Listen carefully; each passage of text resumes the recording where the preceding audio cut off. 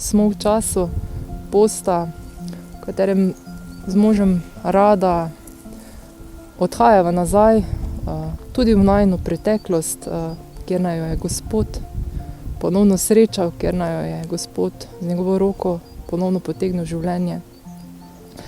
Namreč, ne morem pa reči, da sva bila vedno zvesta Gospodu, ampak sva se po sveti birmi nekako odklopila od našega Gospoda, našega Očeta, ki je v nebesih, ker sva mislila, da sva dovolj zrela za ta svet, za življenje brez njega. In sva nekako tisto pot, ki sva prej z njim hodila, jemala kot dejavnost, ni kot življenje, ni kot odnos z Gospodom, ampak v bistvu kot dejavnost, ki se opravi. Po birmi sem še parkrat šla v cerkev, parkrat k nedeljski maši, pol je to postajalo vedno redkeje. Pol so prišli samo prazniki, sem prav padla v eno osamo brez Boga, pa takrat nisem znala poklicati nazaj Očeta, nisem vedela, kje ga ne ponovno najdem. In sem na povabilo ponovno stopila nazaj v cerkev.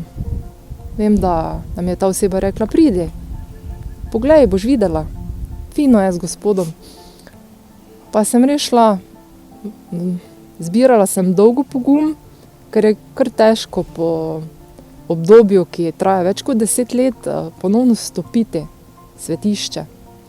Ponižnosti, ko veš, da si zablodo, da si se zgubil.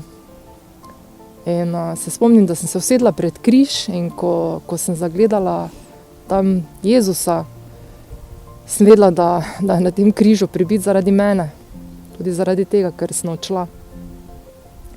In se spomnim, da so bile njegove besede, da me je čakal, da me je klical, da je tu, da me ne obsoja.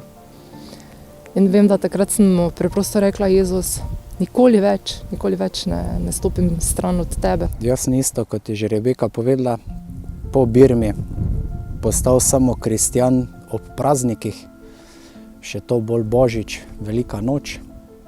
S tem se je tudi vse zaključilo. Ni mi bilo potrebno, no, jaz sem potem vse položil na sebe, da ne rabim Jezusa, da če si lahko to jaz naredim, lahko sam naredim. To je bilo kar nekaj let trajalo, dokler se res nismo potem z Rebeko zopet spoznala, ko me je začela postopoma uvajati nazaj v cerkev, pa me je pripeljala do Jezusa. To niso bila leta, da bom rekla, nasuta z rožicami, ko smo nazaj stopila na to pot z Gospodom. Bilo je precej trnja, zato ker ne moreš nadoknaditi tistega, kar si izgubil. Tudi moraš sam pogledati vase in sprejeti svoje napake, tudi izgubo, ki si jo s tem naredil. In se spomnim, da sem precej let v tihoti molila za svojega moža, da bi stopil z mano v cerkev.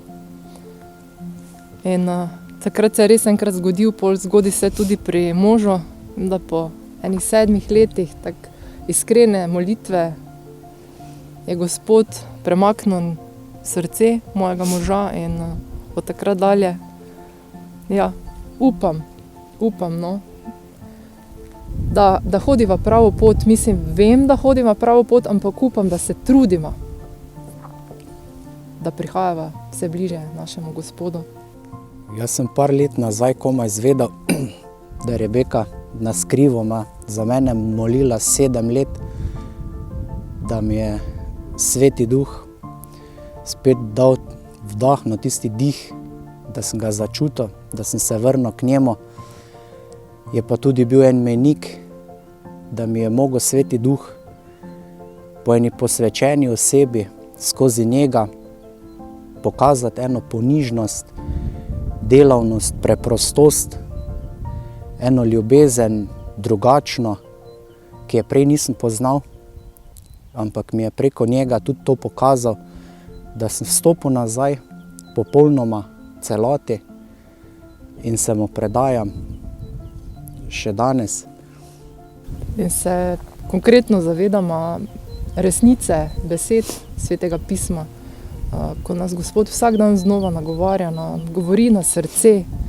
In te besede so resnično žive, mi dva jih res občutimo v najnem odnosu, v odnosu v družini in tudi v odnosu z drugimi ljudmi. Ravno včeraj, ko sva prebirala Sveto pismo, zvečer še ob 10, je ta stavek res bil odmeven. Glej, trkam na tvoja vrata, kdor me sliši in odpre vrata, bom stopil k njemu in večerjal z njim, on pa z mano. Gospod je dolgo trkal in hvala Gospodu, da smo odprla vrata. In da smo ga slišala.